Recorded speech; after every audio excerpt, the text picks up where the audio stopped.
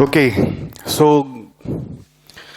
it was really a wonderful session by all of you. कैसे एक घंटा बीत गया पता ही नहीं चला. मतलब it was sort of goosebumps inside me. आपको हो रहा था क्या? सच बोलना. बोलने वाले को नहीं, सुनने वाले को भी होता है. When you listen deeply, सुनने वाले को भी होता है कि अरे क्या बोल रहे हैं यार, बहुत अच्छा बोल रहे हैं. मतलब it's like that. तो Shali's presentation and Anurag's presentation was obviously like that. संचित was very detailed.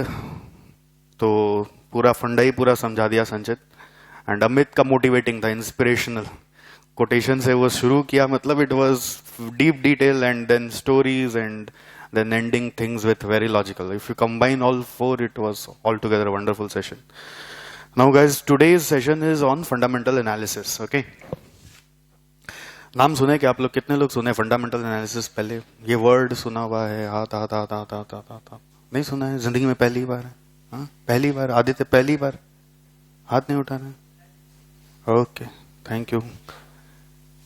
क्या होता है fundamental analysis? Nidhi, what is fundamental analysis?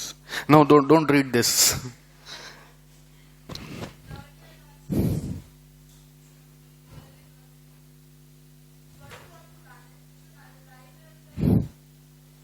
Okay, so thank you, Priyank. Piyushi.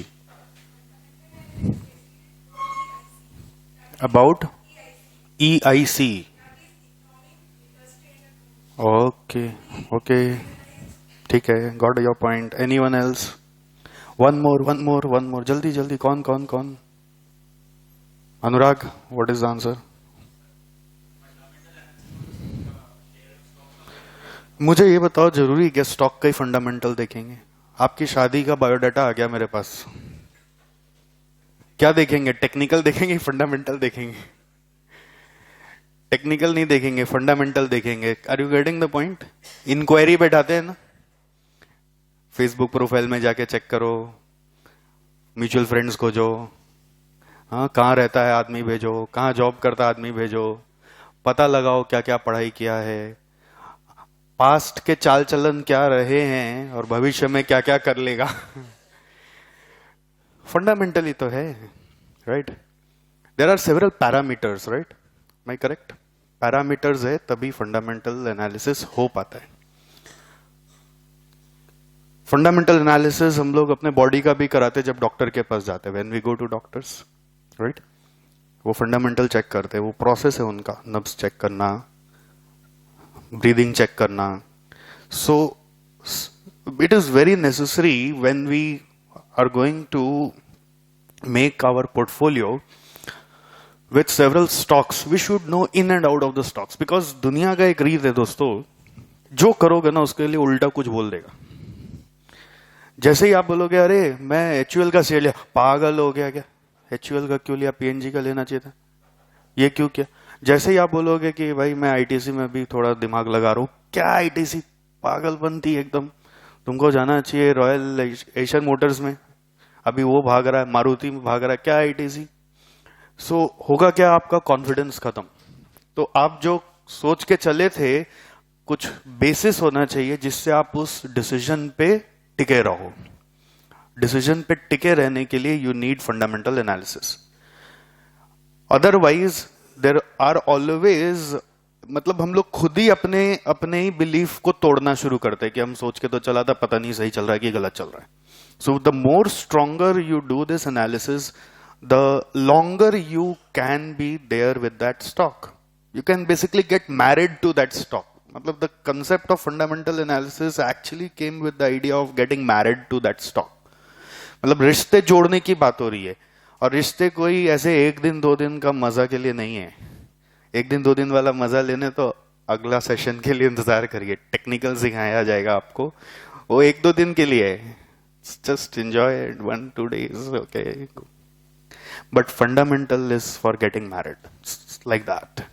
Okay, कि आज अगर मैंने एक स्टॉक पे बिलीव करके, विश्वास करके इन्वेस्ट किया है, तो 10 साल 15 साल के बाद शायद इस कंपनी का एक मेजर चंक हमारे पास होगा.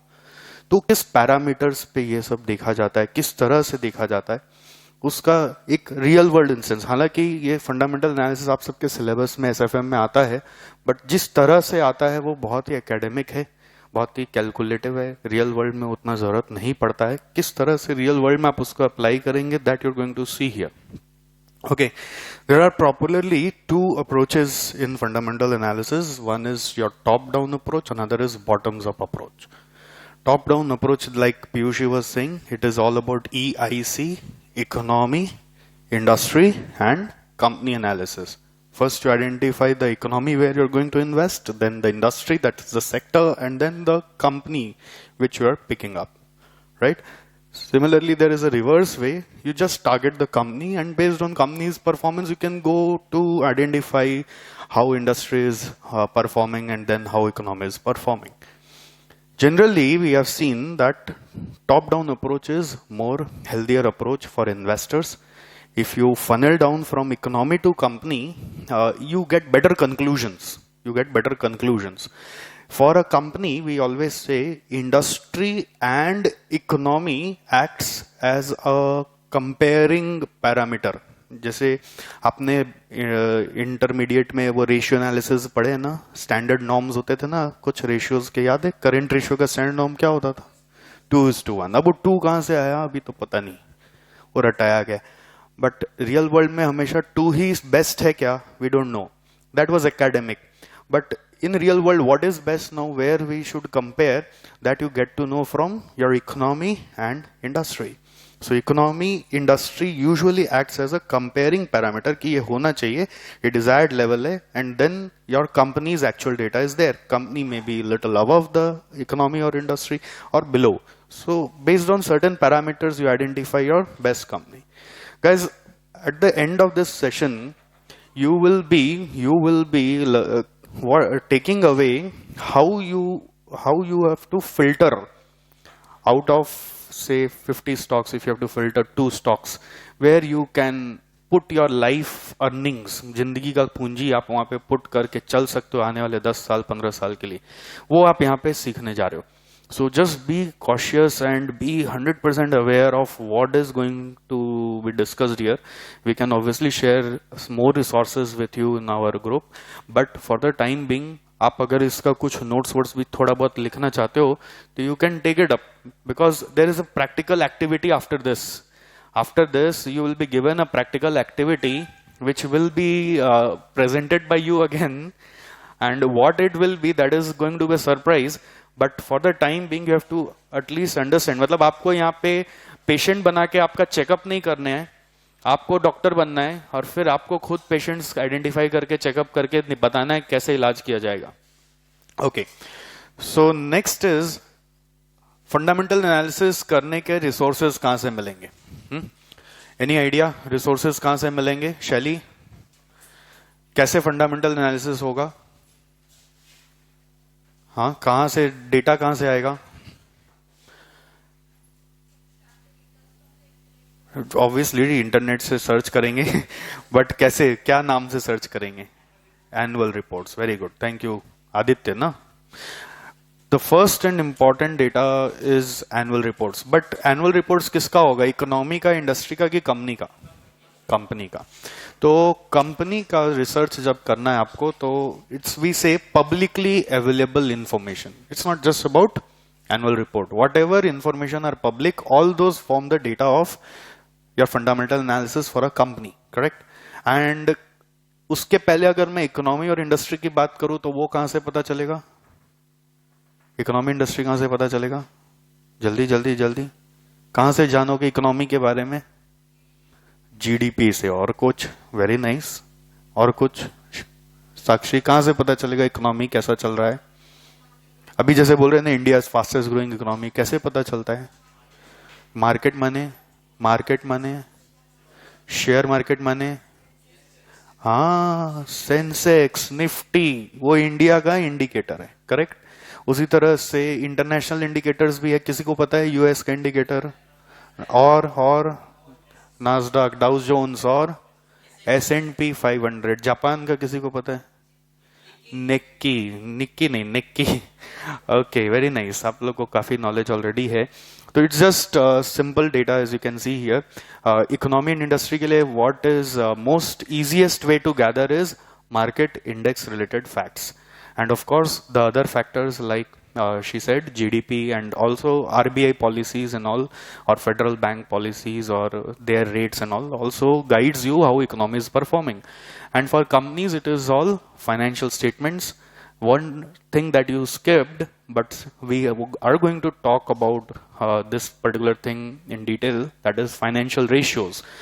एंड मेजर अनाउंसमेंट ऑल्सो बोलते हैं ना, खबर आती मेजर अनाउंसमेंट का पूरा सर्कुलर का बंच आपको इंटरनेट पे मिल जाता है. If you just search about major announcement in this company that company, you will get the details. Like अभी कुछ दिन पहले मैंने अपने बैच में बताया था डेल्टा कॉरपोरेशन के बारे में. हाँ, तो कुछ लोग झोंक झोंक में जाके खरीद लिए, जैसे हमारा ये दोस्त भाई खरीद लिया 260 रुपए में. हाँ, 260 में खरीदा कि 80 में खरीदा? कितना में खरीदा था? 322. और हमारा ध्रुव का है, वो कितना में खरीदा था? 257 में खरीदा. अब जैसे ये 322 में लेट बायर था, तो खरीदने के बाद वापस सर आके बोला, सर आप क्या बताए, देखिए 280 हो गया. मेरा तो वाट लग गया. अभी क्या हुआ कि व्हाट हैपेंड, जब खरीदने बोला था तब नहीं खरीदा, समझाया था प्रोसेस, पूरा फंडामेंटल दिया था मैंने कोई टेक्निकल नहीं दिया था. Correct? What was the fundamental there Dhruv? Why Delta Corporation should grow?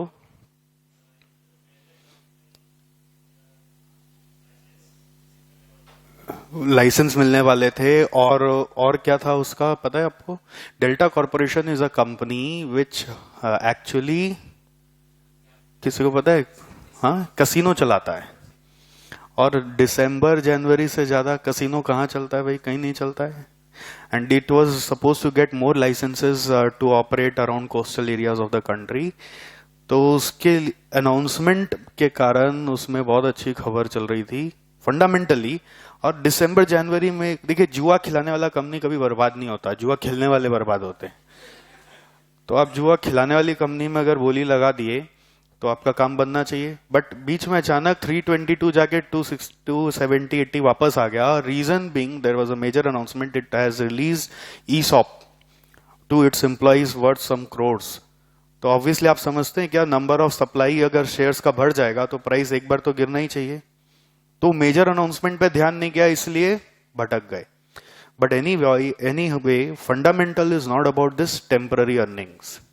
पहला चीज ये क्लियर रखिएगा, फंडामेंटल में कुछ भी बातें आप यहाँ पे देखने जा रहे हो तो ये 15 दिन 20 दिन 1 महीना 2 महीना का बात का नहीं है. विश्वास हो तो जिंदगी भर का रिश्ता निभाना है. It's like a marriage. I am again saying, शादी करना है तो इधर आइए, आगे सारा डेटा खोजिए.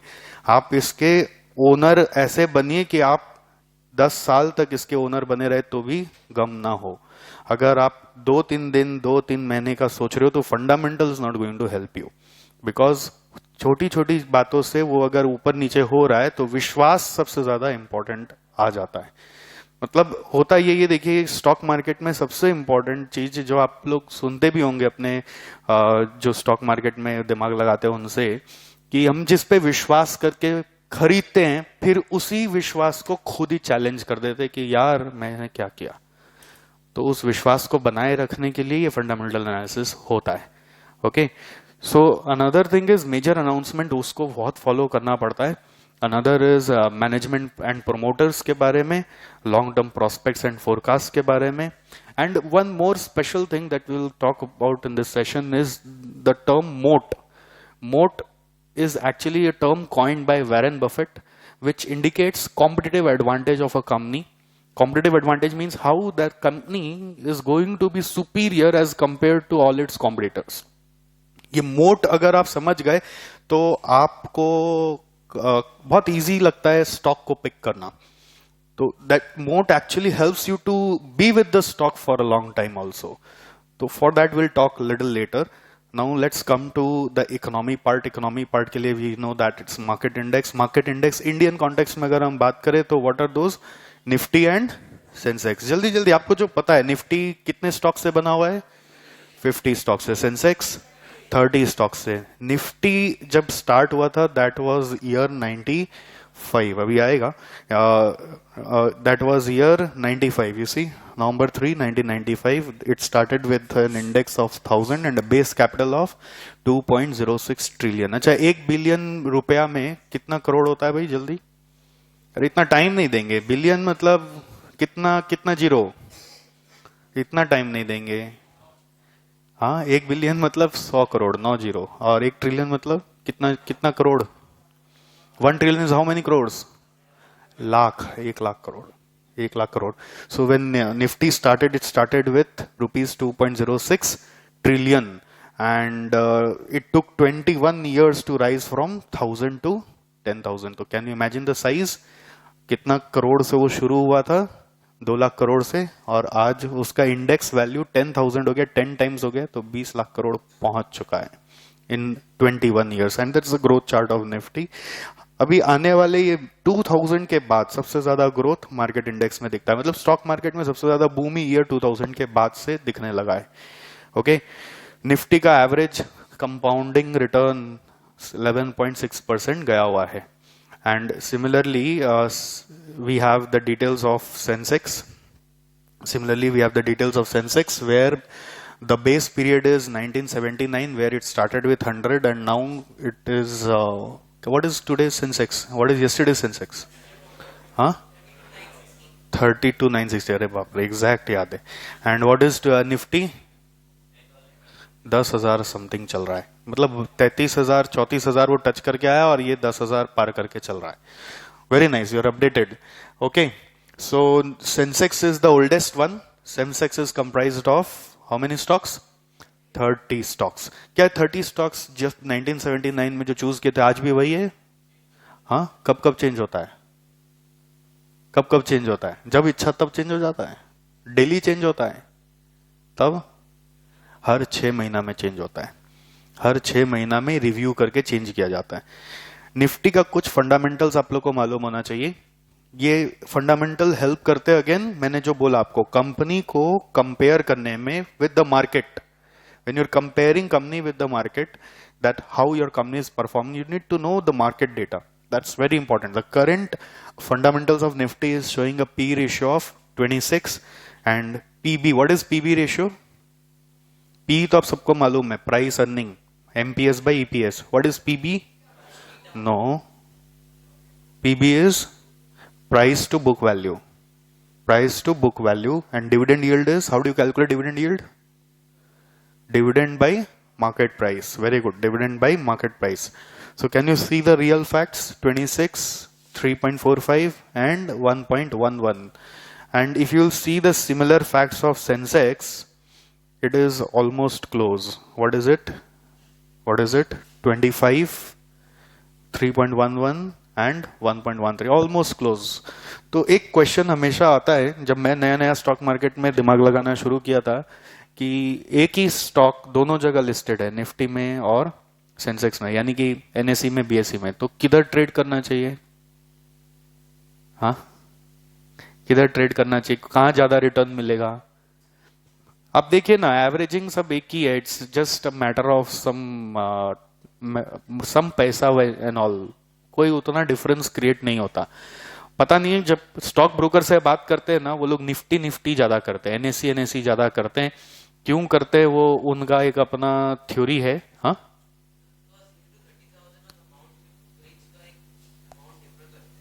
ड्यू टू, तो ब्रोकरेज अमाउंट उस पे होता होगा ना, ब्रोकर रिलेटेड होता होगा. See that is again a different story why they prefer that, but we see mostly trading in national stock exchange only. Anyways, top 50 companies में I'll just show you what is the name of top 5 company. वैसे Nifty में कितने companies हैं? Top 50. उसमें top 5 का नाम आप देखिए कौन कौन सा है? रिलायंस, टीसीएस, एचडीएफसी बैंक, सब डाइवर्सिफाइड आप देख रहे हैं. रिलायंस किसको बिलोंग कर रहा है? पेट्रोकेमिकल. टीसीएस आईटी में चला गया, एचडीएफसी बैंकिंग में चला गया, आईटीसी आपका एफएमसीजी में आ गया, और मारुति सुजुकी को लेके तो अभी तहलका चल रहा है. चारों तरफ एक ही खबर है, मारुति सुजुकी. और इधर से ही आप सेंसेक्स में देखिए, what are the top 1. My god, अब आप बोलिए क्या डिफरेंस है, कोई डिफरेंस नहीं है। रिलायंस वहां पर भी है, टीसीएस यहाँ पे भी है, एचडीएफसी वहां पे भी है, आईटीसी वहां पर भी है, और मारुति सुजुकी यहाँ पर भी है। So both run parallelly, market तो एक ही है ना अल्टीमेटली, इंडिया कॉन्टेक्स्ट एक ही है, कंपनी एक ही है, तो मार्जिनल डिफरेंस होता है। Sometimes arbitrageurs play on the difference, but investors can not play on this difference in prices in NSE and BSE. Okay, so it's major indices across the world that we have already known। USA में नास्डाक, Dow Jones, S&P चलता है, Japan में Nikki 225, UK का आपको पता नहीं होगा, FTSE पता है तो बहुत अच्छी बात है, हांगकांग का हैंग सेंग एंड फ्रांस का CAC। Now the most important impactful ratios। ये impactful ratios are what we have picked up here is something that all researchers use। हालांकि आपका जो सिलेबस में रेशियो एनालिसिस आता है that covers all the ratios, correct, उतना सारा ratio को लेके एक एक कंपनी का एनालिसिस करना नामुमकिन है। If you remember ratio analysis भी जब आप सीखते थे, फाइनेंशियल रेशियो एनालिसिस, तो उसमें बोलते थे आपका पर्पस क्या है वो बताओ, उसके हिसाब से रेशियोज पिक होंगे, right. If you were focusing on short term liquidity analysis of a company, then you need different set of ratios. If you are focusing on long term solvency of the company, then you need different set of ratios. So our purpose here is to be with the company as an investor for a long term. So what can be the impactful ratios which everybody use and which has always given good results? But it is not necessary guys कि आप जो यहाँ पे ratios सुन रहे हो या देख रहे हो, उस सारे के सारे आपको use करने हैं। We have come across several researchers or several long-term investors who just believe on one or two ratios. That's it. They don't play on several ratios. They believe only on two ratios. So you can pick up those two ratios only and try to develop a strategy. So we are just going to brief up on what are the important ratios, and there will be some activities related to that. So just be focused. If you don't know, you can just pen down, and the ratios are very common. One is EPS. EPS actually is not a ratio, it's a calculation. How do you calculate EPS? Jaldi bol dijiye na. EFESH by number of equity shares. Now number of equity shares issued वाला कि diluted वाला, मतलब दो तरह का EPS होता है, एक basic EPS, एक diluted EPS. Anyone can differentiate? What is it? Basic EPS is this EPS. What is diluted?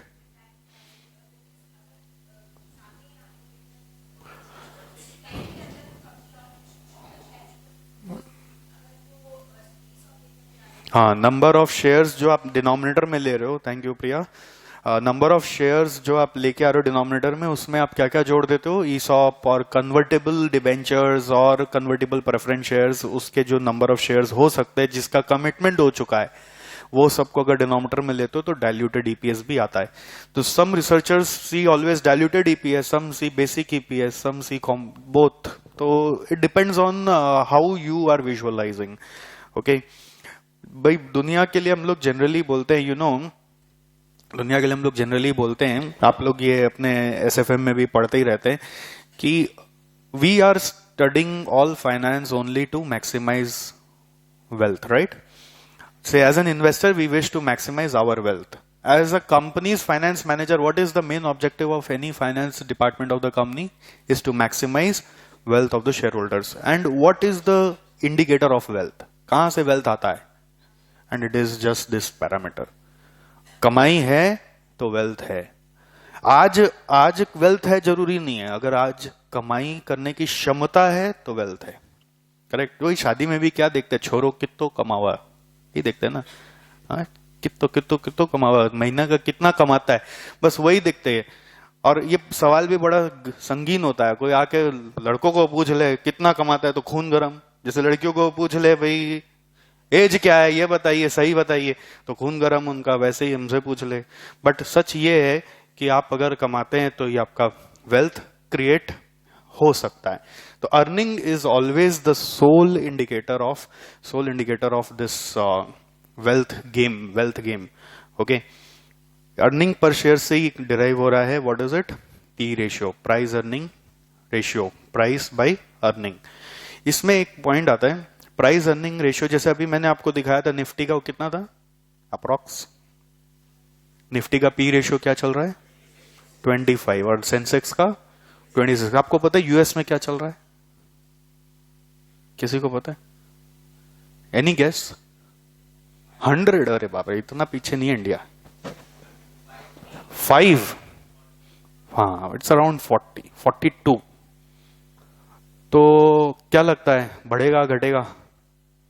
India में स्कोप क्या दिखता है? दिखता तो है, अब कब कितना साल में आएगा that we are not sure, but US में भी 42 टाइम्स चल रहा है, इंडिया में 26 टाइम्स अप्रॉक्स चल रहा है। अब आप जिस कंपनी को सिलेक्ट करते हैं आपको उसमें देखना होगा कि वहां पे कितना टाइम्स चल रहा है, अर्निंग का कितना टाइम्स प्राइस है। अब ये क्या बोलते हैं, पी रेशियो हाईएस्ट जितना उतना अच्छा कि लोएस्ट हो उतना अच्छा? What is it? ऐसे जज करिए ना जल्दी। हाँ, हाईएस्ट में इन्वेस्ट करोगे कि लोएस्ट में इन्वेस्ट करोगे? देखिए, हर चीज का दो दो पहलू है, everything has two side, two face. So if you are investing on highest, ऐसा हो सकता है ना वो ऑलरेडी सैचुरेटेड हो, अब और क्या रिटर्न दे देगा, वो तो पूरा जोर लगा के रखा हुआ है, तो आपको कब भविष्य में क्या कमाई मिलेगी? मार्केट इंडिकेटर दिखा रहा है 26 टाइम्स, एक कंपनी मिल गई जिसका पी रेशियो आ रहा है 35। अब आप उसमें पैसे लगा दोगे तो obviously you are buying expensive stock. वो 35 का क्या आपको लगता है 50 पूरा अमेरिका से आगे निकल जाएगा? ओवर एक्सपेक्टेशन भी नहीं करना चाहिए। So it's always wise that when you invest you select companies with prospective P ratio, जो बेंचमार्क को अचीव करने का कोशिश करेगा। जो अचीव किया हुआ है वो और क्या अचीव करेगा, दैट्स यूजुअली रिस्की, उसमें ज्यादा रिटर्न आने की गुंजाइश नहीं होती है। एनीवेज, अगेन इस सबके पीछे अगेन कॉन्ट्राडिक्टरी स्टोरीज है। मैं आपको ये बता रहा हूं, कोई भी मैं यहाँ पे जो बता रहा हूँ ये पत्थर की लकीर नहीं है। आज मैंने एक बात बोल दी तो ये मेरा परसेप्शन से मैं बता पा रहा हूँ, ये this is my thinking. Again if you will put this fact in somebody else's court, they will have their own logic. Now all in this stock market world is about your belief, your calculation, your understanding of the company. Try to understand. आप कोई भी चीज को पत्थर की लकीर नहीं समझ सकते कि आपको ये बता दिया मैंने कि ये ज्यादा है तो रिस्की हो जाएगा, रिटर्न नहीं देगा, तो आपके पास कोई ऐसे आदमी आ ही जाएंगे जो आपको इसके पीछे भी 10 लॉजिक दे देंगे, नहीं और ज्यादा होगा, इंडिया का भविष्य बहुत उजागर है। तो आपको एक पैरामीटर पे तो बोली नहीं लगानी है ना, you have to understand all the factors so that एक पॉइंट पे कोई आपको कॉन्ट्राडिक्ट करे तो आप दूसरा पॉइंट से अपना स्टैंड रख सको, तीसरा से रख सको, चौथा से रख सको, पांचवा से रख सको, और आपको फेथ आना चाहिए हर तरह से, तब वो रिश्ता निभता है भाई। हर तरह से फेथ आना चाहिए, not just one. Today P may be lower also और today it may be higher also, but long term prospect क्या है वो सबको देख के जब आप चलते हो तो you get more confident about the stock. Next is price beta ratio. ये हमारे पढ़ाई में कम आता है बट रियल वर्ल्ड में बहुत यूज होता है। इट्स बीटा का डेटा आपको निकालना होगा। बीटा तो समझते हैं ना, what is beta? Risk. What is that risk called? एक नाम था उसका, कौन सा रिस्क? ना ना ना ना, systematic risk. Another name market risk. what is actually that systematic risk?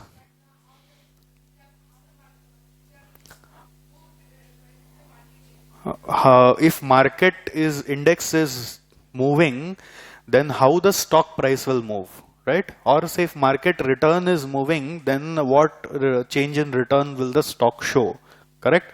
Normally बोलते हैं मार्केट से आप जब स्टॉक को कंपेयर करो तो you get the beta. It's basically rate of change in stock with the rate of change in market. तो market उसमें बेस है, इसलिए market beta is always 100%, it's 1। And then government securities का beta is 0 because they don't change according to market changes, right? And companies obviously change as per the market. So you have to identify which companies have higher beta, which companies have lower beta. Higher beta is high risk also, lower beta is low risk also. दो तरह के investor होते हैं, aggressive investor और defensive investor. Aggressive investors tend to invest in those stock where beta is more than 1, and defensive investor always tend to invest where beta is lower, correct? अब defensive stocks होते हैं जैसे market leaders जो होते हैं ना, market leaders जैसे market leaders Tata, Birla, Reliance, ये सब के जितने भी स्टॉक्स होंगे जिसका आपको लगता है इनका तोड़ नहीं है, ये सब का बीटा जनरली 1 से कम मिलता है या 1 के आसपास मिलता है, because they are leaders, they have diversified well, उनका मार्केट में कुछ भी हो जाए ना तो फर्क नहीं पड़ता। जैसे हमारे साथ एक बार हुआ, अभी डिमोनेटाइजेशन आया था ना, हाँ तहलका हो गया था चारों तरफ हर बिजनेस में, सब एक दूसरे को चुप चुप के पूछते थे और कैसा चल रहा है, और कैसा चल रहा है, रह रह के, और अपना कुछ बताते नहीं थे। वो उसका जान लेते थे, वो सामने वाला दुखी दिखता था तो फिर अपना कुछ बताते थे, सामने वाला खुश है तो अपना भी सब सही है, अपना कुछ नहीं कुछ नहीं कुछ नहीं। बट इम्पैक्ट किसको पड़ता है? जिसका बीटा ज्यादा हो, जिसका बीटा कम हो, उनको ये सब चीजों का इम्पैक्ट नहीं आता। Correct? So price beta ratio is price divided by beta. So you have to see how beta is affecting the price. Then there is price to book value. This is very important ratio. ये सबसे ज्यादा use होने वाला ratio है और बहुतों का favourite होता है रिसर्च में। प्राइस टू बुक वैल्यू क्या दिखाता है, इसका इम्प्लीकेशन समझ लीजिए। Book value is the real cost of the assets, net assets that you are having in your company. Say that is 100 rupees per share, for example. That is 100 rupees per share and price of the stock is 500. What does this mean? 100 रुपया का asset है और बाजार में price 500 है, 5 times price है. अब ये पॉजिटिव दिख रहा है कि नेगेटिव दिख रहा है? हाँ जी, 100 रुपए का चीज का दाम 500 रुपया लगा हुआ है. मार्केट में क्या चल रहा है? मार्केट इंडेक्स दिखा था आपने, पीवी रेशियो 3.11. बाजार में ऑन एन एवरेज 100 रुपए का दाम 300 चल रहा है. एक कंपनी है जिसमें 100 रुपया का बुक वैल्यू है तो प्राइस दिख रहा है 800 रुपया. क्या नहीं लगता बबल है, पट फट जाएगा? आज अच्छा है, कल अच्छा है, परसों के लिए पता नहीं, मतलब 2 साल बाद क्या होगा मालूम नहीं है. बबल है, कहीं ना कहीं फटेगा. तो हैव टू अंडरस्टैंड कि ये रियल है कि ये फेक है. मतलब ऐसे नहीं पता चलता, ऐसे नहीं पता चलता कि जस्ट 100 का 500 है तो ये वो जेन्युइन कंपनी है. You have to understand why this 100 से 500 बना. क्या उसके कोई और एविडेंसेस हैं? ये हो सकता है जेन्युइन, हो सकता है कई बार ऐसा भी होता है कि 100 का वाकई में 500 और इसका दम में इसलिए 500 किया, ये अंडर वैल्यूड चल रहा है, ऐसा भी होता है. ये ओवर वैल्यूड चल रहा है, ऐसा भी होता है. मतलब किसी में 100 का 500 हुआ तो आपको पता चलता है कि ये वेल्थ क्रिएट कर रहा है कि वेल्थ डिस्ट्रॉय कर रहा है. जैसे कंपनी का 100 रुपया का बुक वैल्यू है and price is quoting at say 80 rupees. What does this mean? मतलब चीजें हैं उसके पास 100 की, बट लोगों को विश्वास है कि इसमें 80 रुपए का ही सामान है. लोगों का विश्वास कम है, मतलब ये वेल्थ डिस्ट्रक्टिंग कंपनी है. राइट?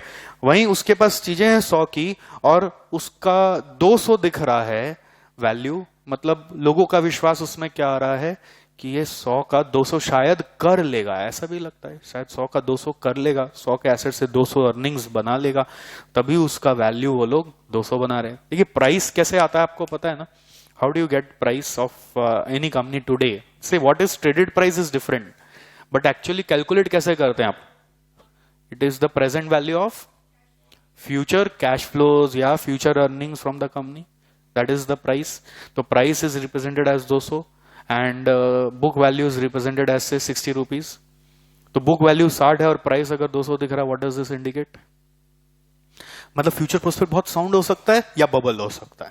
तो हैव टू अंडरस्टैंड, कोई भी चीज को समझने के लिए आपको उसके इंडेक्स पे जाना पड़ता है या फिर उसके पीयर में भी जाके देखना चाहिए. जैसे फॉर एग्जाम्पल आपने मान लीजिए HUL पे देखा कि प्राइस और बुक वैल्यू उसका कुछ चल रहा है फॉर एग्जाम्पल, तो आपको लगा कि यार ये तो 100 रुपए का बुक वैल्यू पर 500 रुपया प्राइस मांग रहा है फॉर एग्जाम्पल, हाइपोथेटिकली.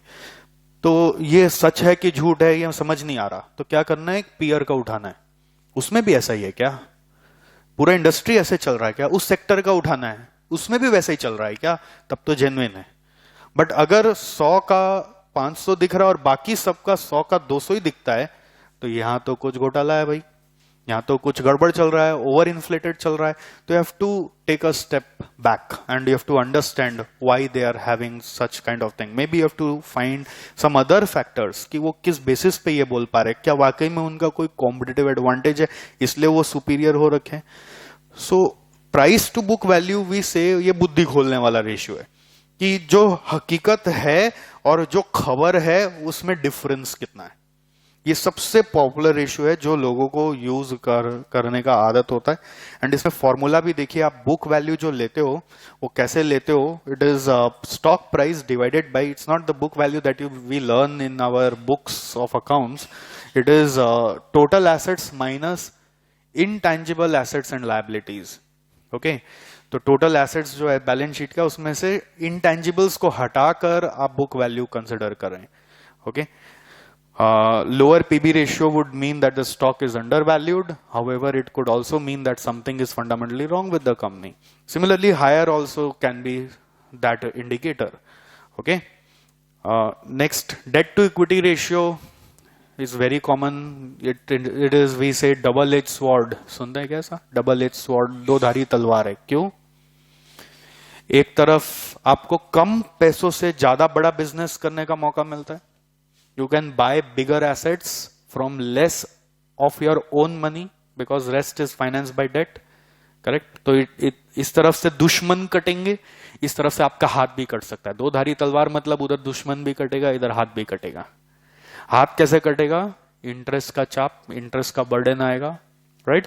इंटरेस्ट का बर्डन आपका भी हाथ काट सकता है। तो you have to be very careful in using this ratio. Interestingly, Shoaib helped me to find out one set of theme जिसमें जिसको बोलते हैं थीम फंड्स में आता है, म्यूचुअल फंड्स में, थीम फंड में आता है जिसमें लिवरेज बहुत ही कम है, यानी डेट इक्विटी रेशियो जिसका बहुत कम है, उसका भी एक थीम बना हुआ है। क्या नाम है उसका, याद है क्या? शहरियार फंड्स, शरिया फंड्स, हाँ, शरिया इंडेक्स एक बना हुआ है। Shariah index is what index जिसमें वैसी कंपनी को उन्होंने लिस्ट किया है जिसका there is no debt. Okay, debt equity zero चल रहा है, मतलब वो अपने दम पे खड़ी है कंपनियां। और दूसरा, उसमें डेट इक्विटी इतना कम है, लिवरेज बहुत ही कम है कि डेट जो रखा हुआ है वो जस्ट लिवरेज बेनिफिट के लिए रखा हुआ है, अदरवाइज उनको डेट का लोड नहीं। तो कुछ लोगों का ऐसा विश्वास होता है, जैसे investment in stock is again choice of your investor. कुछ लोगों का ऐसा विश्वास ही होता है कि हम ऐसी लोगों के पास जाएंगे जिनका डेट नहीं है, हमको उस कंपनी पे ज्यादा विश्वास आता है। कुछ के पास ऐसा भी आता है जो एग्रेसिव इन्वेस्टर होते हैं, नहीं थोड़ा तो डेट लो यार, डेट वाली कंपनी के पास जाएंगे तो कम से ज्यादा लिवरेज मिलेगा। तो you have to choose like which type of company you want to pick up for your investment. आपको लगता है कि ऐसी कंपनी को ही चूज करना है जिसमें डेट कम हो, तो you obviously focus on this ratio and go ahead with this, but debt का दोनों इंपैक्ट आपको समझ के चलना है। Okay, then return on equity is there, it is again very common, most commonly use. एक बहुत ही कॉमन बैरोमीटर होता है कि हम लोग जैसे बड़े बड़े डेटा को फिल्टर जब करते हैं, return on equity greater than 25% ही अपने को चाहिए। 25% से ऊपर होगा तो दिमाग लगाएंगे, नहीं तो दिमाग ही नहीं लगाएंगे। तो ऐसा भी होता है। अब रिटर्न ऑन इक्विटी कैसे निकालते हैं सबको पता है। What is the formula? What is the formula return on equity? Pad by equity, pad by equity. Net income मतलब पैट एंड इक्विटी माने शेयर होल्डर्स इक्विटी। एंड इसको भी ऑब्वियसली आप other forms in the industry से compare करते हैं तो आपको आइडिया लगता है कि क्या हो रहा है इस कंपनी में। रिटर्न ऑन इक्विटी का एक इन डेप्थ एनालिसिस आपने इंटर में पढ़ा होगा, ये फाइनल में तो कम पढ़ाते हैं हम लोग। इसका नाम है डू पॉइंट एनालिसिस। किसी को याद है डू पॉइंट? किसी को भी याद है डू पॉइंट एनालिसिस? बताइए। हाँ हाँ,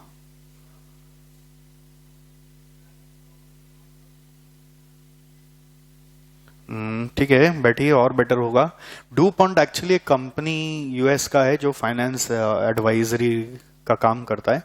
इसका सर्विसेज धीरूभाई अंबानी ने भी लिया था अपने टाइम पे टू रीस्ट्रक्चर हिज। जब धीरूभाई अंबानी ये पॉलिस्टर का बिजनेस से अपना बिजनेस स्टार्ट किए थे, if you remember the story, Vimal shootings आज भी उनका चलता है, वो पॉलिस्टर का बिजनेस से स्टार्ट हुआ था। Then when he was shifting from there to petrochemical, पूरा रीस्ट्रक्चरिंग करने के लिए डू पॉइंट कंपनी का हेल्प लिया गया था। तो डू पॉइंट कंपनी के एक एग्जीक्यूटिव ने रिटर्न ऑन इक्विटी को देखने का नजरिया चेंज किया कि रिटर्न ऑन इक्विटी कैसे आता है। आप एटलीस्ट 3 पैरामीटर से चेक करिए। एक कंपनी का नेट प्रॉफिट रेशियो क्या चल रहा है, यानी प्रॉफिट मार्जिन हम लोग बोलते हैं, एनपी बाई सेल्स, इमेजिन करो एनपी बाई सेल्स, वो देखो आप, इससे पता चलता है कि वो अपने बिजनेस में कमा पा रहा है कि नहीं कमा पा रहा है। Secondly it is asset turnover ratio. Asset turnover ratio means जितना एसेट्स उसने यूज किया हुआ है नेट बेसिस में, उसके अगेंस्ट में टर्नओवर कितना जनरेट कर पा रहा है। Formula of that is sales by assets, sales by net assets. Okay, तो एक दिमाग में डालिए, क्या था, एनपी बाई सेल्स, और दूसरा क्या है, sales by net assets. And third एक और इंटरेस्टिंग फैक्ट लिया गया जो किसी ने आज तक यूज नहीं किया, जिसके कारण डू पॉइंट एनालिसिस का नाम हुआ, उसका नाम था equity multiplier. What is equity multiplier? It is anyone? Net assets by equity. Net assets अगर हमारी कंपनी में 1000 रुपए के हैं और इक्विटी 400 का है, इसका मतलब क्या हुआ? नहीं, 2.5 टाइम्स का मतलब क्या हुआ, इंप्लीकेशन क्या हुआ? नेट एसेट्स 1000 का है और 400 का इक्विटी है, बाकी कहां से आया? लिवरेज, इसको लिवरेज इंडिकेटर भी बोलते हैं। बाकी है डेट। तो अगर 1000 का एसेट ला रखे हो, खुद का रुपया 400 का है, तो 600 आपका डेट से आया। बट ये इक्विटी मल्टीप्लायर इज इंडिकेटिंग कि आप इक्विटी फंड का कितना टाइम्स बिजनेस कर पा रहे हैं, and usually it is the impact of debt. तो कभी कभी ऐसा होता है, आप समझिएगा, नेट प्रॉफिट कम है, एसेट टर्नओवर कम है, बट इक्विटी मल्टीप्लायर हाई है, तो रिटर्न ऑन इक्विटी अच्छा आ जाएगा। तो बच के निकलना है किसी कंपनी में, तो आप उसका हायर इक्विटी मल्टीप्लायर ले सकते हो। मतलब डेट ज्यादा है तो अगेन बर्डन भी ज्यादा है, रिस्क फैक्टर ज्यादा हो जाता है वहां पर। वहीं किसी कंपनी में एनपी ज्यादा है, एसेट टर्नओवर ज्यादा है, जैसे ये मारुति सुजुकी की बात ले लीजिए, उसमें इक्विटी मल्टीप्लायर बहुत ही कम है, बट वो कंपनी कहां पे आगे बढ़ रहा है, इतना जो उबर ओला का सेल्स के कारण उसका जो वॉल्यूम चर्निंग होने लग गया, प्रॉफिट मार्जिन और एसेट टर्नओवर ह्यूज, उसी एसेट से इतना प्रोडक्शन एवरी डे हो रहा है कि भाई उनको इक्विटी मल्टीप्लायर की जरूरत क्या है। और उनको कोई ऐसा लाइमलाइट में आना नहीं है कि दुनिया में हम सबसे पहले आगे जाएं। वो आउट परफॉर्म सभी को कर रहे हैं, अपने सेक्टर को आउट परफॉर्म कर ही गए, वो टॉप में आ रहे हैं। आप देख रहे हैं मार्केट कैप में, निफ्टी में भी टॉप 5 में जा रहा है, सेंसेक्स में भी टॉप 5 में जा रहा है, तो वो आउट परफॉर्म किए ही जा रहा है। बट उसमें इक्विटी मल्टीप्लायर नहीं है, शायद वो थोड़ा सा स्ट्रेटेजी चेंज करे, अपना इक्विटी मल्टीप्लायर को यूज करे, तो मे बी वो और ज्यादा आगे निकलने लग जाए। You never know. Anyways, DuPont analysis is just, you can say, split of return on equity to understand how return on equity is actually being generated. Okay. Then there is dividend yield, which is very common. What is it? Dividend yield is very common. What is it? DPS by MPS. Then एक और ये भी बहुत ज्यादा use होता है, EV by EBITDA. ये हम लोग पढ़ाई में बहुत कम यूज करते हैं, बट ये रियलिस्टिक एप्लीकेशन है, EV by EBITDA. EV is enterprise value. How do you calculate enterprise value? Enterprise value is market value of, you can see here, market value of equity. Common stock माने equity, market value of preferred equity माने preference shares, then market value of debt plus any minority interest minus cash and investment. Okay.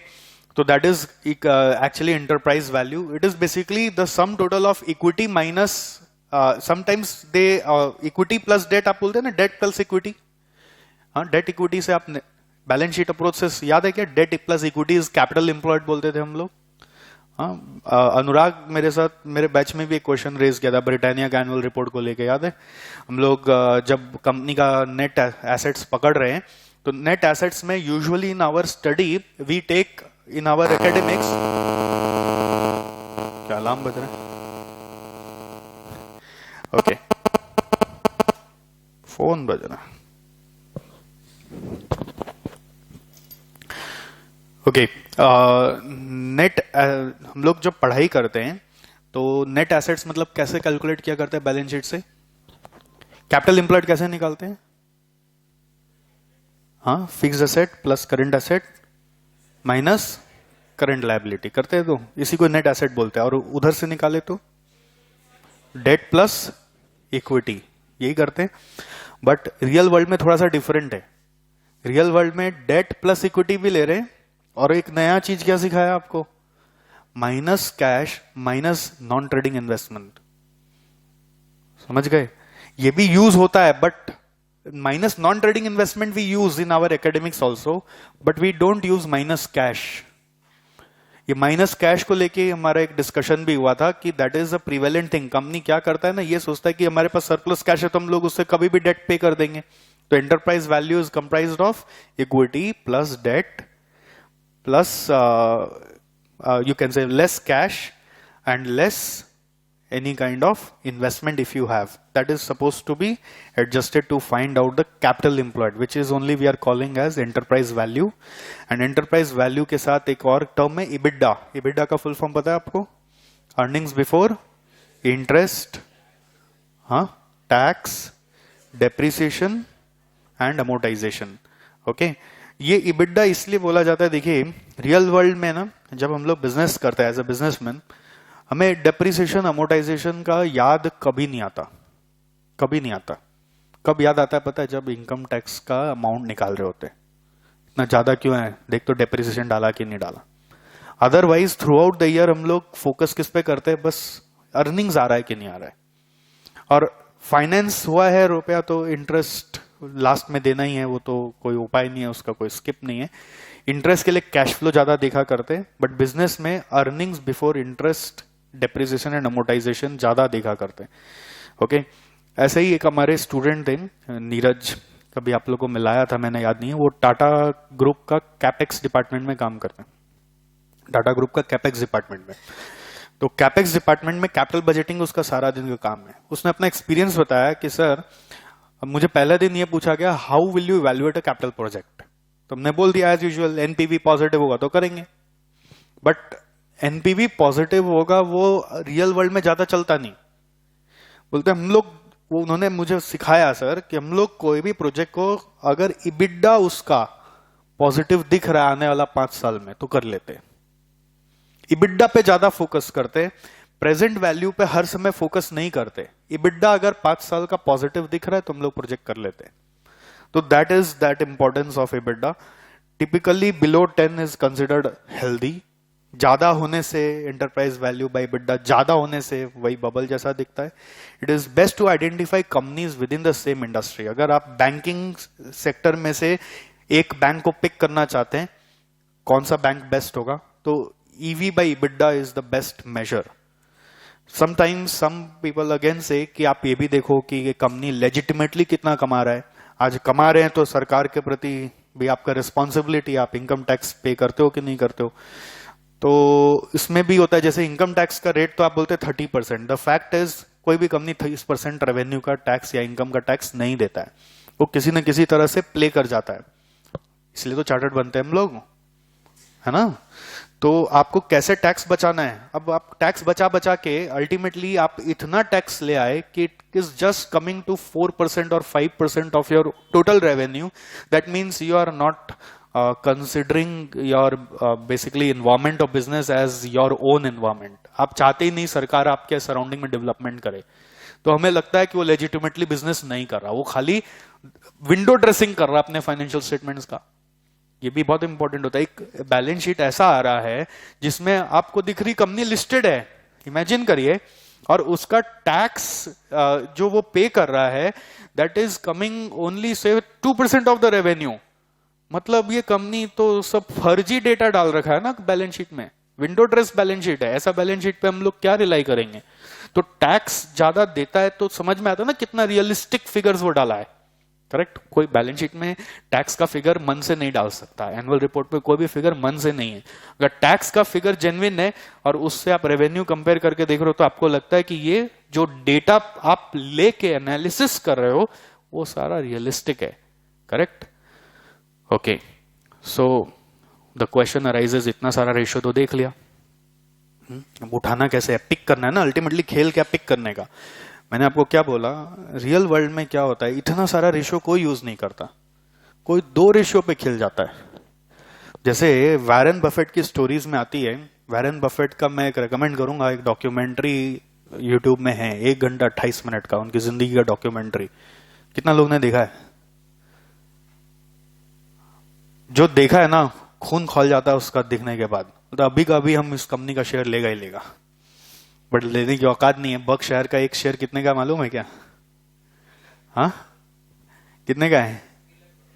Approximately $2.5 lakh का है। तो एक share कितने का हुआ, into 65 कर लीजिए आप। अभी का अभी लगता है अभी लेना ही है, बट सोचे भी कैसे, $2.5 लाख का एक शेयर, 3 करोड़ रुपया कहां से डीला करें। एनीवेज, उनकी स्टोरीज में आता है कि वो जब कंपनीज को पिक करते हैं तो उसके पीछे फंडामेंटल्स ही देखते हैं, नंबर 1। दूसरा, वो बिजनेस में जब इन्वेस्ट करते हैं वो कभी 1 साल 2 साल के लिए सोचते ही नहीं, वो 10-15 साल के लिए करते हैं। नंबर 3, वो जब इन्वेस्ट करते हैं तो वो बोलते हैं मैं उसी बिजनेस में इन्वेस्ट करता हूं जो मुझे समझ में आता है, जो बिजनेस मुझे समझ ही नहीं आता मैं उस पर दिमाग ही नहीं लगाता। जैसे आप लोग चार्टर्ड अकाउंटेंट हो, आप लोग कौन सा बिजनेस सबसे जल्दी समझ जाओगे, या कोई होता है ना, किसी का पैशन होता है कोई पर्टिकुलर बिजनेस को समझने का। जैसे आपको हो सकता है फूड सेक्टर जल्दी समझ में आ जाएगा कि काम कैसे होता है, क्योंकि सारा दिन उससे घिरे हुए हैं। बट अगर कोई केमिकल सेक्टर में आपको जाने बोले और बोले कि कौन सा फॉर्मूला से ये केमिकल बन रहा है, या फार्मा सेक्टर में जाने बोले ये दवाई बन रहा है, शायद आपको नहीं भी समझ में आए। आप अपने डोमेन में, दिमाग के डोमेन में जो कंपनी समझ सकते हो उस पे पहले दिमाग लगाओ। उसको अपने, आप लोगों का वो ऐप बना हुआ है ना मोतीलाल ओसवाल वाला में, उसमें आप लोगों ने देखा होगा वॉच लिस्ट, एक ऑप्शन होता है वॉच लिस्ट। हाँ, वॉच लिस्ट देखा है आपने? तो आपका एक और काम है कि आपको 2-4 कंपनी जो समझ में आता है, जिसका बिजनेस समझ में आता है, आपको लगता है ये बिजनेस कभी मेरे सपनों का बिजनेस भी हो सकता है।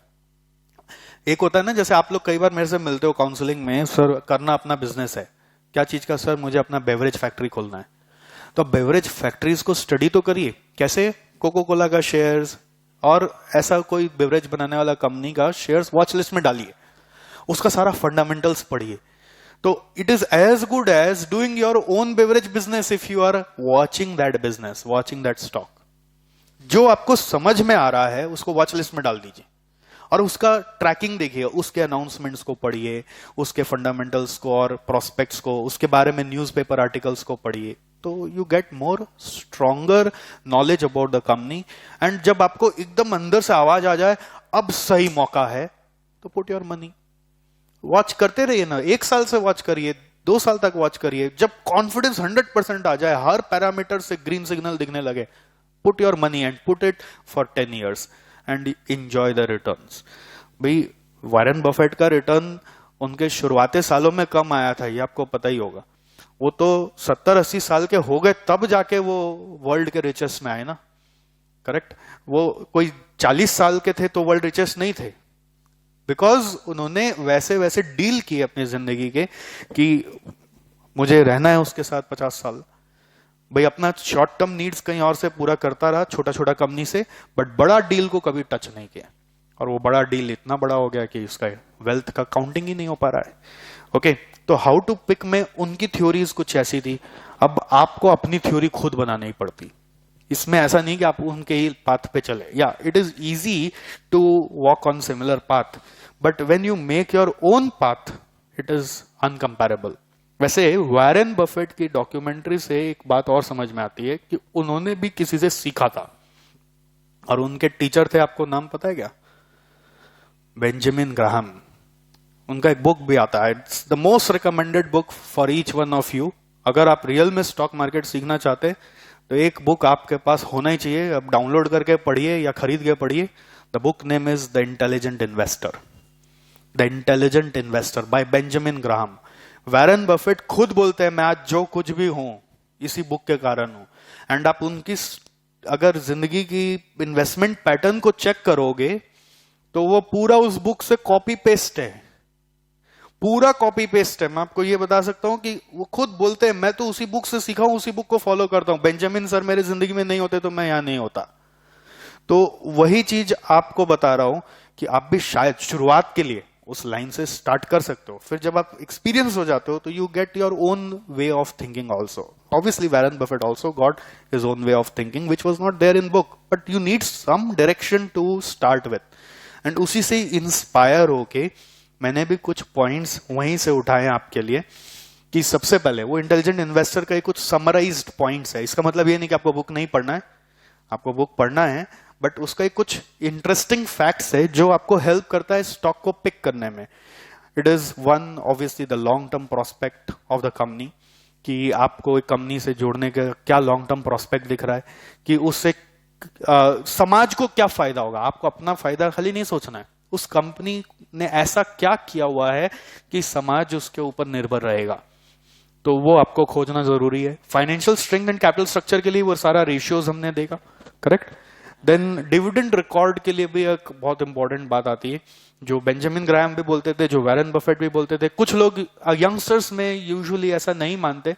आप लोग डिविडेंड पॉलिसी बोल के एक पढ़ाई भी पढ़ते हैं, जो दो तरह से व्यू पॉइंट रखता है, कि एक ग्रुप ऑफ इन्वेस्टर होता है जो बोलता है डिविडेंड ज्यादा दोगे तो हम आपकी कंपनी में नहीं आएंगे।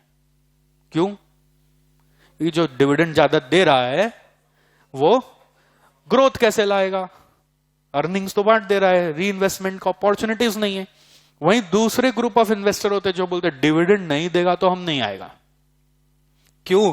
क्योंकि वो बोलता है जो कदर नहीं जानता, कदर बोलते हैं ना अपने मारवाड़ी में, कदर नहीं जानता कि रुपयों की कीमत क्या है, जो आके एक बार मिले भी नहीं डिविडेंड के बहाने, ऐसी कंपनी के पास हम नहीं जाएगा।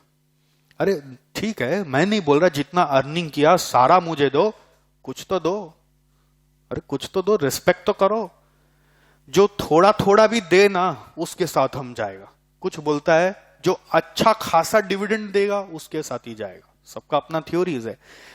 तो वैरेन बफेट के थ्योरीज में आते हैं हमेशा उसी कंपनी में इन्वेस्ट करो जिसको हमेशा डिविडेंड देने का आदत रहा है, और वो डिविडेंड हर साल थोड़ा थोड़ा थोड़ा थोड़ा ग्रो किया है, तो उसके साथ जुड़े रहने से वो कभी अपने इन्वेस्टरों को धोखा नहीं देता। जैसे फॉर एग्जाम्पल मान लीजिए, एक सिंपल सा एग्जाम्पल, आप मान लीजिए घर में अपना एक बिजनेस करना चाहते थे। आपको एक बिजनेस करना था तो कैपिटल चाहिए थी। कैपिटल कहां से आएगा ये पता नहीं था। आपकी जरूरतों को पापा ने समझा और एक बार में आपको फाइनेंस कर दिया। आपने पूछा पापा इसका रिटर्न क्या चाहिए, बोले कुछ नहीं चाहिए। कुछ नहीं चाहिए तो आप समझ लीजिए वो इक्विटी शेयर होल्डर बन गए, क्योंकि equity share holder can not express their desired return. वो बोल देते मुझे हर साल का 15% चाहिए, तो डेट बन गए। आपको 15% एक्सप्रेस वे में बोल दिया गया, वो देना पड़ेगा। वो इक्विटी शेयर होल्डर बन गए। अब आप रोज सुबह शाम आते हो ना, बिजनेस के बारे में बात करते हो। क्यों? क्योंकि equity shareholders are not allowed to interfere with management. वो पूछते भी तो बोले ठीक है आपको एक बार बुला लेंगे, आप वोटिंग कर दीजिएगा। और ये ऐसे करते करते सालों बीत गए, ना आपने कुछ दिखाया ना उन्होंने कुछ मांगा। बोलिए रिश्ता कैसा चल रहा है? कैसा चल रहा है? आप बोले हम तो एक्सपेंशन कर रहे हैं ना, री इन्वेस्ट कर रहे हैं, डिविडेंड क्या देना, आपने मांगा भी नहीं। तो बिन मांगे भी थोड़ा थोड़ा अगर हर साल देते रहेंगे ना, तो उनके मन में विश्वास बना रहता है। That's the fact about dividend record. Current dividend rate भी देखना होता है। देन कई बार होता है बहुत सारी कंपनियां हर समय देखना एक्विजिशन ही करती रहती है, आज इसको हथिया लिया कल उसको हथिया लिया। क्या लगता है वो कंपनी ग्रो कर रही है कि बर्बाद कर रही है अपने आप को? क्या लगता है? अगेन दोनों व्यू है, हर के दो दो पहलू है। बट जनरली मैं ऐसा मानता हूं, जब आप एक्वायर करते हो तो कहीं ना कहीं रुपए तो जाते ही हैं। मतलब आप किसी और का बिजनेस खरीद रहे हो, करेक्ट? ये मेरा मानना है। किसी और का बिजनेस आप खरीद रहे हो, मतलब आप अपने बिजनेस को बढ़ा नहीं पा रहे, है ना? ये मेरा मानना। आप अपने बिजनेस को ग्रो नहीं कर पा रहे, इसलिए दूसरों का बिजनेस बंद कराने पे लगे हो। दूसरों का बंद कराना अच्छा है कि अपना ग्रो कराना अच्छा है? अब ये आपको चूज करना है, आप किस माइंडसेट को प्रेफर करते हैं। जनरली जो कंपनियां सीरियल एक्वायरर होती है, सीरियल एक्वायरर मतलब धमाधम साल में 4 एक्विजिशन 6 एक्विजिशन, जो कंपनियां ऐसा करती है जनरली ऐसा देखा गया है कि उनके 3-4 एक्विजिशन तो फेक हो जाते हैं। गूगल के साथ ऐसा हुआ है कि उसने मोटोरोला को एक्वायर किया था, यू नो, और it was a massive acquisition. And when the then CEO was challenged कि आपने क्यों एक्वायर किया, उसके पास कोई जवाब नहीं था। बोले बस एक्वायर कर लिया, एक बड़ा कंपनी हमारे हाथ में आ गया। फिर उन लोगों ने जवाब बनाया, जब बहुत सारे शेयर होल्डर्स रेज करने लगे क्वेश्चन, तो जवाब क्या बनाया पता है? मोटोरोला के पास हमारा इतना सारा पेटेंट था, वो पेटेंट राइट्स हमें मिल गए, तो वो उससे हमारा वैल्यूएशन अच्छा हो गया। बट वो सपोर्टिव नहीं था, तो कुछ दिनों बाद फिर कंपनी को बेच दिए वो लोग लेनोवो को। अभी मोटोरोला लेनोवो के अंडर में। तो ये क्या है? एक्विजिशन का प्रॉब्लम्स है। गूगल उतना पॉपुलर हो नहीं पा रहा है इन टर्म्स ऑफ शेयर प्राइस और शेयर रिटर्न, जस्ट बिकॉज उन्होंने ऐसी गलतियां कई बार की है। ओके उसी तरह से और भी मैंने कुछ पॉइंट्स पिकअप किया. Avoiding company that rely on one customer और one supplier only. You should avoid those companies. Look for company with wide moat. This is one important thing that I wanted to discuss. Wide moat. Moat is a term that we are using for competitive advantage. Now, what is competitive advantage? आपको ऐसा company pick करके उसके साथ रिश्ता बनाना चाहिए जो आपको देख के लगता है कि आने वाले 10 साल में 15 साल में इसका कोई तोड़ नहीं हो सकता, इसको कोई कॉम्पीट नहीं कर सकता. जैसे हार्ले डेविडसन ऐसी कंपनी है जिसका ब्रांड इतना आइडेंटिटी क्रिएट कर चुका है कि लोग अपने बॉडी में उसका लोगो को टैटू कराते हैं. मैं तो सोच नहीं सकता कि एसजेसी का कोई लोगो टैटू कराएगा. मैं खुद ही नहीं कर रहा हूं अभी तो. इमेजिन करिए कि एक कंपनी कितना जहन तक लोगों के अंदर में घुस चुका है, क्या उसका रिप्लेसमेंट आएगा? मुश्किल है. वहीं इंडियन कॉन्टेक्स्ट में सोचे तो एचआर मोटर्स रॉयल एनफील्ड को लेके इतना आगे बढ़ चुका है कि वो हार्ले डेविडसन जितना एक्सपेंसिव भी नहीं है और बाकी बाइक्स जितना इनएक्सपेंसिव भी नहीं, मतलब थोड़ा महंगा भी है तो थोड़ा सस्ता भी है. अब उस सेगमेंट में इतने साल हो गए बुलेट को देखते हुए, रॉयल एनफील्ड को देखते हुए, कौन सा दूसरा बाइक आ गया कंपीट करने के लिए? आप बताइए. बहुत कोशिश कर रहे हैं यामा वाले, होंडा वाले, तो बजाज वाले. सिमिलर बाइक आ ही नहीं रहा है और आने वाले दिखता ही नहीं. 10-15 साल तक कोई उसको कंपीट करेगा. उसको कंपीट करे तो उन लोग भी मेहनत करे, नया मॉडिफाइड रॉयल एनफील्ड निकाल रहे. तो ये है उनका मोट जो 10 साल तक उनको टिका के रखेगा. उसी तरह से जिलेट क्या है? बिना जिलेट के आप अपना सुबह शुरू ही नहीं कर पा रहे. करेक्ट. जिलेट नहीं तो बोलते मतलब स्टेटस ही नहीं. अगर आप अभी भी वो पुराना उस्तरा लेके ब्रेज करें, मतलब जिंदगी नहीं है. ऐसा लगता है कि क्या अभी भी पढ़ा लिखा आदमी हो के, ये सब ऐसे लोग बोलते थे, तो पढ़ा लिखा आदमी हो के अभी भी वो उसी से शेव करता है. तो जिलेट का घर घर तक पहुंचा हुआ है. ये क्या? मोट. अभी कोई दूसरा ब्रांड आ भी जाए तो वो इतना घर घर तक कब तक पेनिट्रेट करेगा मालूम नहीं. इसको मोट बोल रहे. Core competence. कोको कोला, गली गली जहां जाओ हाथ बढ़ाओ कोको कोला मिल जाता है. रजनीगंधा, जहां जाओ हाथ बढ़ाओ मिल जाता है. अमूल बटर, सर के पास तो खतरनाक एग्जांपल्स होंगे. मतलब आप सोच नहीं सकते कि कोई ऐसा घर है जहां पे अमूल बटर नहीं आता है. तो ये है उनका मोट. ये मोट वाली कंपनी को पकड़ना सबसे इजी भी होता है और इनके साथ रिश्ता बनाए रखना हमेशा बेनिफिशियल मिलता है. मतलब इनको मार्केट फैक्टर्स जनरली अफेक्ट नहीं करते. ये डिफेंसिव स्टॉक होते हैं, भी ध्यान रखना. इसके ज्यादा रिटर्न्स आप एक्सपेक्ट इंस्टेंटली नहीं कर सकते, बट बने रहोगे, एक्वायर सीरियली आप करते रहोगे इनकी कंपनीज का, तो वेल्थ क्रिएशन होगा ही होगा, क्योंकि इनको कोई उखाड़ नहीं सकता मार्केट से. ओके. उसी तरह से company should be a marathoner not a sprinter. ये क्या पॉइंट है? मैराथनर में कैसे भागते हैं? हल्का हल्का, जॉगिंग स्टाइल. और स्प्रिंटर मतलब खरगोश और कछुआ वाला स्टोरी सुने ना. कछुआ धीरे धीरे चल रहा था, वो मैराथनर था, और खरगोश स्प्रिंटर था. थोड़ा दूर भागा, थक गया, सो गया. तो कैसी कंपनी को खोजना है? मैराथनर को, स्प्रिंटर को नहीं. मतलब आज एक कंपनी अगर ज्यादा रिटर्न ऑन इक्विटी दिखा रही है तो पास्ट 5 इयर्स देखेंगे, मैराथनर था कि स्प्रिंटर है. स्प्रिंटर्स पे रिस्क लेना थोड़ा डेंजरस होता है. करेक्ट. उसी तरह से एक और पॉइंट आती है, स्टेडी ग्रोथ वाला आप पढ़ ही लिए. Company shows and reefs. मतलब ऐसा नहीं हो कि मेहनत बिना वो कमा रही है. को तो आप जनरली सुनते हो बिजनेस में क्या है, पहले 10 साल मेहनत करो, नाम पीटो और फिर पैसे छापो. ऐसा नहीं होना चाहिए. उस दिन हमारे सेशन में सर भी एग्जांपल दे रहे थे कोलगेट का. कोलगेट इतना ब्रांड क्रिएट कर चुका है कि लोग टूथपेस्ट बोलते नहीं है, सुबह उठ के घर में बोलते कोलगेट किया गया. शॉप में जाके भी यही बोलते कोलगेट दीजिए. वो कोलगेट दे रहा है तो बोलते ये वाला नहीं, वो क्लोजअप वाला दीजिए. क्लोजअप वाला कोलगेट दीजिए. 2 अलग अलग कंपनी है. Try to imagine. इतना वो पेनिट्रेट कर चुका है, बट सो नहीं रहा है. कभी कभी नया ऐड देखते हैं, आपके टूथपेस्ट में नमक है क्या? सो नहीं रहा है. अभी कोई नमक के बाद गरम मसाला लेके आएगा, फिर कोई लेके आएगा एक्टिव, लाल मिर्च, कुछ न कुछ लाते ही जा रहा है कि शायद कंज्यूमर को ये पसंद आए, ये पसंद आए. R&D एक्सपेंडिचर एक कंपनी का है कि नहीं, ये भी देखना चाहिए. R&D नहीं है मतलब कंपनी खड़ा नहीं है मार्केट में. अब गूगल वगैरह आईटी कंपनीज का आप देखोगे R&D सबसे ज्यादा, वो भी डेंजरस है. R&D अगर सबसे ज्यादा हो रहा है मतलब सक्सेसफुल नहीं हो पा रहे. मतलब there should be some spending in R&D but should not be an excessive spending on R&D. Okay, then management remuneration is also one important thing जो जनरली लोग स्किप कर जाते हैं. अब एक कंपनी है जिसमें समझिए नेट इनकम जो आप बिफोर मैनेजरियल रेम्यूनरेशन निकालते हैं, आप लोगों को कैलकुलेशन याद होगा, कंपनीज एक्ट में आप लोग पढ़ते भी. इनकम बिफोर मैनेजरियल रेम्यूनरेशन जो आप निकालते हैं उसका 30-40% मैनेजर्स ही उठा लेते हैं.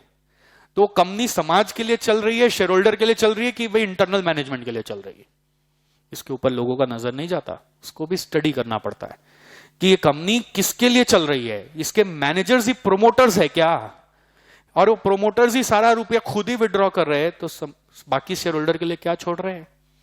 तो ये भी देखना एक जरूरी होता है. CSR इनिशिएटिव्स भी देखना चाहिए जिससे पता चलता है कंपनी समाज में कितना आगे जा रही है. और एक directors responsibility statement which is basically the summary of all the activities done by the company in the year. उससे भी बहुत सारे आइडियाज लगता है कि कंपनी नया इनोवेशन क्या कर रहा है. डायरेक्टर रिस्पॉन्सिबिलिटी में वो सब बताएंगे, वो इन्वायरमेंट के लिए क्या कर रहा है, वो इनोवेशन में क्या कर रहा है, वो सारे कंप्लायंसेस को फॉलो कर पा रहा है कि नहीं. इफ यू रिमेंबर ऑडिट में आप लोग पढ़ते ही है ये बात कि अगर कहीं भी कंपनी ने डिफॉल्ट किया था तो डायरेक्टर रिस्पॉन्सिबिलिटी स्टेटमेंट में उसका कमेंट जाता है, एक्सप्लेनेशन जाता है. तो you get to know the clear picture about the company कि कैसा चल रहा है. और एक ही खाली नहीं पढ़ना होता है, ऐसा 4-5 पढ़ना होता है उसी कंपनी का, एंड देन उसके पीयर्स का भी पढ़ना होता है. राइट. एक सबसे इंपॉर्टेंट मुझे बहुत अच्छा पॉइंट लगा जो मैं आपके साथ शेयर कर रहा हूं, ये है footnote to balance sheet. ये बहुत कम लोग पढ़ते हैं. मतलब many times companies try to window dress the balance sheet, but compliance हमारे इंडिया में भी इतने स्ट्रिक्ट हैं फाइनेंशियल रिपोर्टिंग नॉर्म्स कि कई चीजें वो बैलेंस शीट में अगर रिपोर्ट नहीं हो रही है तो वहां लिखा हुआ रहता है as in some accounting standards also, Ind AS also, कि आपको फुट नोट की तरह बताना पड़ेगा. तो footnote many times gives lot of clarity कि इनका जो वाकई में रिसीवेबल्स है वो रिसीवेबल्स इनके हाथ में है कि नहीं. हम लोग कल ही मैं और शोएब डिस्कस कर रहे थे about securitization. You remember securitization क्या होता है? कि आप अपने रिसीवेबल्स को सिक्योरिटाइज करा के पैसे उठा लिए, तो उसका बुक्स में अकाउंटिंग नहीं आता है, वो फुटनोट में अपीयर करता है. अब आपको दिख रहा है कंपनी का करंट एसेट्स इतना बड़ा अमाउंट है बट वो उसके पहले पैसे उठा लिया है इतना इंटरेस्ट रेट पर. इमेजिन करिए आप तो धोखा खा जाएंगे. फुटनोट नहीं पढ़ेंगे तो आपको लगेगा इतना नेट एसेट्स है बट वो सच में नेट एसेट्स है कि नहीं, उसके और भी कंटिजेंट लायबिलिटीज कितने आ सकते हैं. वहां पे लिखा रहेगा कि इस कंपनी के ऊपर कोई केस फाइल हुआ है, वो उम्मीद कर रहा है इतना उसका कंपनसेशन चला जाएगा. तो आप कैसे उसका फुटनोट को इग्नोर करके अपना रिपोर्ट बना सकते हो. Okay, so we always say कि whatever you are reading you must check in comparison with a competitor. इसके साथ lastly एक आता है IPOs को जब आप इवेल्युएट करना चाहते हो तो कैसे इवेल्युएट करोगे. ये स्पेशल केस स्टडी हमने डाला. IPOs के साथ प्रॉब्लम क्या है? What is the problem? क्या नहीं मिलेगा? जो फंडामेंटल का बेस था, डेटा, पब्लिक इंफॉर्मेशन, वो कम होता है. तो कहां से मिलता है information? Draft red herring prospectus जो वो कंपनी सेबी को फाइल करता है वो ओपन टू पब्लिक होता है. उसमें ऐसे आपको ये पता है ना कि जिस कंपनी का पास्ट ट्रैक रहा है 7 साल का उसको ही लिस्ट करने मिलता है. तो draft red herring prospectus past का डिटेल देता है as well as future projection भी देता है. तो उसको डेप्थ में पढ़ना पड़ता है. Then you get to know about the details of the company. और उसमें सबसे ज्यादा जो काम आता है वो 2 ही रेशियो काम आता है, एक EV/EBITDA और एक P मल्टीपल. ये 2 रेशियो से IPO को इवैल्यूएट किया जाता है. एंड अगेन सिमिलर IPOs को भी चेक करना पड़ता है कि ऐसा सिमिलर IPO लास्ट कब आया था, उसका प्रोस्पेक्टस क्या बोलता है. वरना होता क्या, नो यू नो IPO को लेकर फंडामेंटल कोई नहीं चेक करते. बस कोई से फोन आता है, खबर आता है इसका IPO लगा दे, लाख रुपया में कुछ आ जाएगा तो बेच देना. आप कैलकुलेट ही नहीं करते, वो आएगा 3 महीने बाद उसका ब्याज गया और फिर कितना आएगा वो मालूम नहीं है. और फिर लिस्ट होगा तो बहुत बार होता है आजकल धोखा हो जाता है. तुरंत आप सोचते हैं कि लिस्ट होगा बेच देंगे, बट देख रहे तो तुरंत ही गिर गया भाई. वो एक दिन में बढ़ा, उस दिन माल बिका ही नहीं आपका, और अगला दिन आप बेचने गए तो दाम गिरे जा रहा है. ये लोग कमाने निकले थे तो धोखा हो गया. क्यों? क्योंकि हमने कभी रियल में एनालिसिस करके कभी इन्वेस्ट ही नहीं किया. मैं अपनी खुद एक्सपीरियंस बताऊं IPO को लेकर, तो रिलायंस पावर में मैं पहली बार IPO लगाया था. IPO लगा दिया, रुपया लग गया, पता चला बाद में शेयर्स आ गए थे कुछ, उसके बाद पता चला कंपनी का तो बिजनेस ही शुरू नहीं हुआ अभी तक तो ये छोटा छोटा एक्टिविटीज से ही, मतलब आउटसोर्सिंग एक्टिविटीज से ही अपना काम चलाया था। हालांकि 7 साल का ट्रैक रिकॉर्ड प्रूव कर दिया, तभी तो लिस्टिंग करने मिला, बट इनका जो मेजर प्लांट आने वाला था वो तो और 3 साल दूर है। तो शेयर कभी बढ़े ही नहीं, गिरते चले गए। लास्ट में हमने 2-3 हजार का लॉस में बेच के उसको निकाला, मतलब छोड़ो ये रुपया दे दो, मैं घर पे यूज करूंगा, कहीं नहीं यूज किया। So that's all we had from fundamental session. मैंने आपको 2 पार्ट में बताया, एक है फाइनेंशियल रेशियोज वाला पार्ट, इंपैक्टफुल रेशियोज वाला पार्ट, एंड दूसरा है this how to pick. Again जरूरत क्या होती है कि आप सिर्फ जो स्टैंडर्ड पैरामीटर्स है उस पर रिलाई नहीं करेंगे, आपको अपने थ्योरीज बनाने पड़ते हैं। हमारा जो नेक्स्ट एक्टिविटी आपको दिया जा रहा है वो क्या है आप समझ लीजिए, जिसके ऊपर आपको प्रेजेंटेशन देना है। इधर it can be in terms of PPT और it can be in terms of Excel sheet. वो एक्टिविटी है कि निफ्टी में you have how many companies? 50 companies. Kanak ji will guide you again in detail, I am just giving you a brief. उस 50 companies में कितने sector होते हैं किसी को पता है? How many sectors are there? 12। There are 12 different sectors जिससे वो 50 कंपनीज पिक किया गया है। आप खोजोगे निफ्टी 12 सेक्टर्स मिल जाएगा। हर सेक्टर अलग अलग बिजनेस को डील कर रहा है, करेक्ट? आपको करना क्या है, हर सेक्टर का एक एक कंपनी उठाना है, तो 12 कंपनी उठेगा, करेक्ट? उस 12 कंपनी का मैंने बहुत सारे रेशियोज आपको बताए, उसमें से जो सबसे इंपॉर्टेंट है वो तो आने ही चाहिए। अगर आप सारे लो तो आपका प्रैक्टिस है, वो रेशियोज आपको क्रिएट करने हैं। वो डेटा कहां से मिलेगा भी कनक जी आपको बताएंगे, बाकी ये पब्लिकली अवेलेबल इंफॉर्मेशन है, तो you have to search over the internet, you will get everything, and there are some dedicated websites also where you will get all the detail. करना क्या है आपको, उस कंपनी का हर सेक्टर से एक एक कंपनी उठाना है, उसका सारा रेशियोज आपको प्रेजेंट करना है, EPS, dividend yield, PB, PE, price beta, calculate करना है वहां पे, कॉपी पेस्ट नहीं करना है। कोशिश करके हो सके तो प्राइस बाई अर्निंग्स करके पी निकालिए एक्सेल शीट में, okay? Then there will be another worksheet in that Excel sheet only, एक और शीट खुलेगा जो उस पर्टिकुलर सेक्टर का डेटा दिखाएगा। Are you understanding my point? पहले कंपनी का डेटा है शीट 1 में, और फिर सेक्टर का डेटा है शीट 2 में। शीट 2 में सेक्टर का डेटा है, जैसे निफ्टी बैंकिंग सेक्टर का आपको फंडामेंटल मिल जाएगा, निफ्टी आईटी सेक्टर का आपको फंडामेंटल मिल जाएगा, तो वो सेक्टर डेटा है। तो सेक्टर डेटा और कंपनी डेटा को कंपेयर करना है, एंड कंपेयर जब आप कर रहे हो तो आपको मिलेगा कोई अच्छा कोई बुरा, बट आपके मन में आएगा ये अच्छा लग रहा है। फिर जो अच्छा लग रहा है उसका हाउ टू पिक में जो मैं बताया, लॉन्ग टर्म प्रोस्पेक्ट, मोट इज वेरी इजी टू खोज, टू आइडेंटिफाई मोट अच्छा है कि नहीं, उसका पास्ट ट्रैक रिकॉर्ड क्या रहा हुआ है, and several other factors that we discussed. उसके हिसाब से आपको सजेस्ट करना होगा इधर आके कि कौन सी कंपनी आपके नजर में उस 12 में बेस्ट में आ रही है।